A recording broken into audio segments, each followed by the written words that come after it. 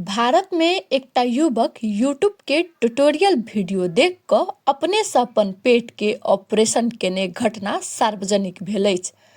भारत के उत्तर प्रदेश स्थित मथुरा के 32 वर्षीय राजा बाबू नाम रहल एकटा युवक यूट्यूब वीडियो देख कऽ अपन पेट के ऑपरेशन केने अछि, भारतीय संचार माध्यम जनौलक अछि।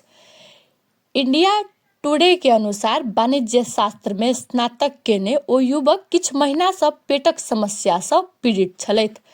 अत्यधिक पेट दुखेलाक कारण सँ ओ डॉक्टर के देखाबऽ गेल, मुदा समस्या किछु नहीं निकलल। ताई के बाद ओ घर में आराम करऽ लगलथि।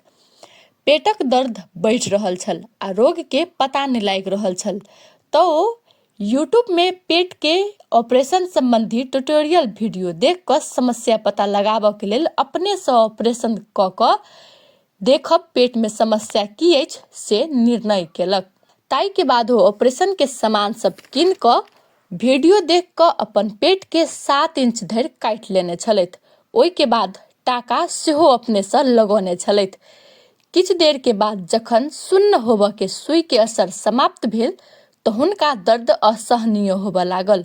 ओ बहुत जोर जोर सँ चिचिया लगलथि तऽ घर के लोक सब हुनका अस्पताल लऽ गेल।